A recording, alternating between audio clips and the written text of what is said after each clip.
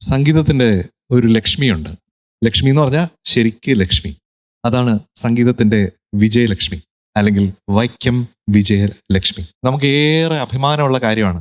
നമ്മുടെ വിജയലക്ഷ്മി എന്ന വിജിക്കുട്ടിക്ക് നാഷണൽ അവാർഡ് കിട്ടിയിരിക്കുന്നു ഫോർ ദ ബെസ്റ്റ് സിംഗർ. ഞാൻ എത്രയോ പ്രതിഭയുള്ള കലാകാരന്മാരുമായിട്ട് കഴിഞ്ഞ 33 വർഷങ്ങളായിട്ട് വർക്ക് ചെയ്യുന്നുണ്ട് സിനിമയിൽ. പക്ഷെ അതിൽ ജീനിയസ് എന്ന് പറയുന്നവർ വിരളമായിരിക്കും.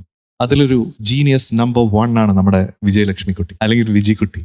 എനിക്ക് വിജിക്കുട്ടി മകളെ പോലെയോ അല്ലെങ്കിൽ കുഞ്ഞനിയത്തെ പോലെയോ ഒക്കെയാണ്. അത് മാത്രമല്ല, എൻ്റെ ശിഷ്യ കൂടിയാണ്. എനിക്ക് എപ്പോഴും അഭിമാനത്തിൽ പറയാൻ പറ്റുന്നു, ഞാൻ ദക്ഷിണ തന്ന് എൻ്റെ ശിഷ്യയായ ആളാണ്. അപ്പൊ അങ്ങനെയുള്ള കേരളത്തിന്റെയും ഭാരതത്തിന്റെയും അഭിമാനമായ നമ്മുടെ സ്വന്തം വിജിക്കുട്ടിയെ ഈ വേദിയിലേക്ക് ഒത്തിരി സ്നേഹത്തോടുകൂടി വെൽക്കം ചെയ്യട്ടെ.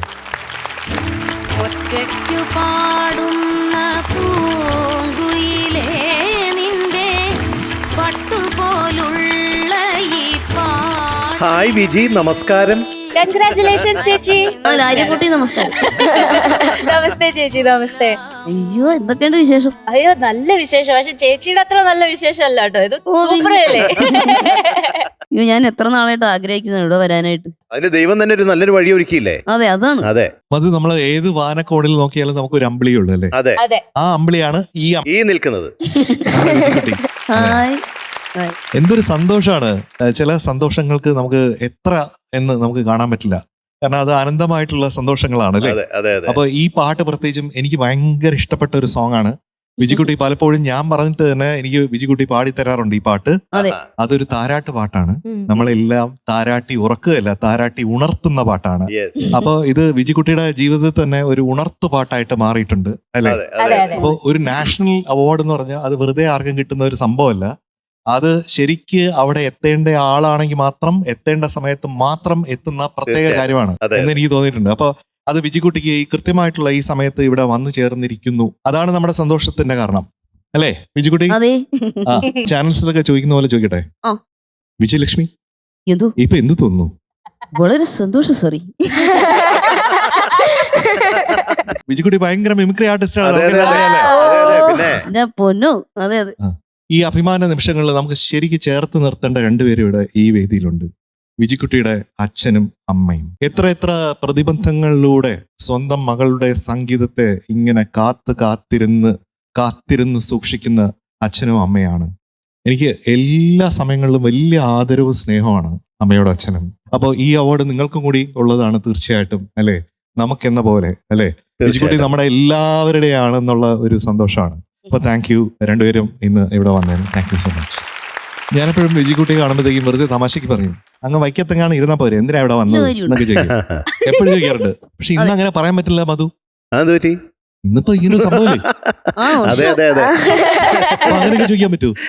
ചോദിച്ചാൽ നമുക്ക് മോശമാണ്. നാഷണൽ അവാർഡ് കിട്ടിയിട്ടുള്ള വിശേഷങ്ങൾ എന്താണ്? ആരൊക്കെ വിളിച്ചു, എന്തൊക്കെ പറഞ്ഞു? അപ്പൊ വിജിക്കുട്ടി എന്ത് തിരിച്ചു പറഞ്ഞു? സാറ് വിളിച്ചല്ലോ. കമൽ സാറ് വിളിച്ചു, മധുവണ്ണൻ വിളിച്ചു, ദേവാനന്ദേട്ടൻ വിളിച്ചു, Vidyadharan master, TS Radhakrishnaji sir, Sujatha madam, അയ്യോ ദീപാങ്കുരൻ ചേട്ടൻ, എന്തോരം ആൾക്കാർ. അടിപൊളിയായിരുന്നു. മഞ്ജു ചേച്ചി, മഞ്ജു വാര്യർ, ശ്വേതാ മേനോൻ. ഇതെങ്ങനെ കിട്ടി വിജിക്കുട്ടി?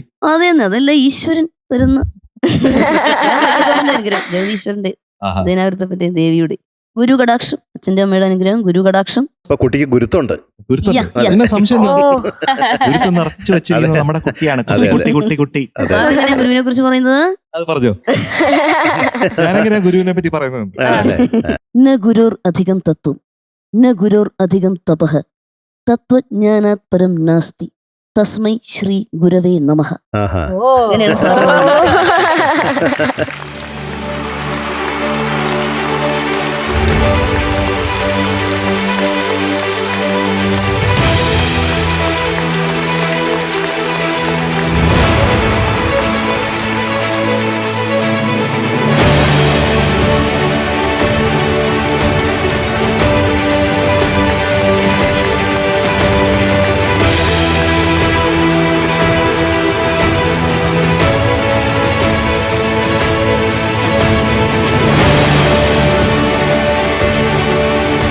ഫ്ലവേഴ്സിന്റെ ഒരു മൊമെന്റ് നമ്മുടെ പ്രിയപ്പെട്ട വിജയലക്ഷ്മി.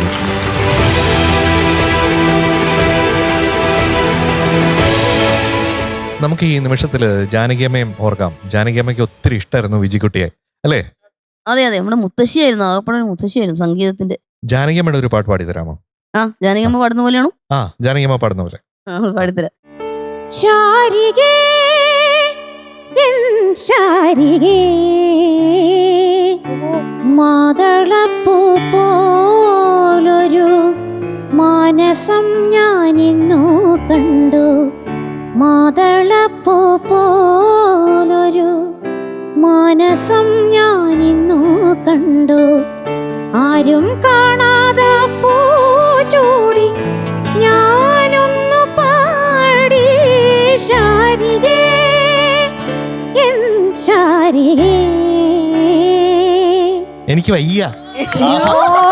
സൂപ്പർ. വളരെയധികം അഭിമാനകരമാണ് നമ്മുടെ വിജിക്കുട്ടി ഈ നാഷണൽ അവാർഡ് നമുക്ക് ഇവിടെ കൊണ്ടുവന്നത്. ഇനിയും ഇഷ്ടംപോലെ അവാർഡുകൾ ഇതുപോലെ ദൈവം കിട്ടാനായിട്ട് അനുഗ്രഹിക്കട്ടെ. ഓക്കെ, താങ്ക് യു മധുചേട്ടാ. അങ്ങ് വാനക്കോണിൽ എന്ന് പറയുമ്പോഴത്തേക്കും ആ പാട്ടിന്റെ മ്യൂസിക് കമ്പോസർ ദീപു നയനാൻ തോമസ്, അദ്ദേഹത്തിന് നന്ദി പറയുന്നു. അതുപോലെ തന്നെ അത് എഴുതിയിരിക്കുന്നത് മനു മഞ്ജിത്ത്, അദ്ദേഹത്തിന് നന്ദി പറയുന്നു. പിന്നെ നമ്മുടെ ഡയറക്ടർ ജിതിൻ ലാൽ സാർ, പിന്നെ അഭിനേതാക്കൾ എല്ലാവർക്കും നന്ദി, പ്രൊഡ്യൂസർക്കും നന്ദി. ടോപ്പ് സിംഗറിലെ നിങ്ങളുടെ പ്രിയപ്പെട്ട കുട്ടിപ്പാട്ടുകാർക്ക് വോട്ട് ചെയ്യാൻ MMC ആപ്പ് ഡൗൺലോഡ് ചെയ്യൂ.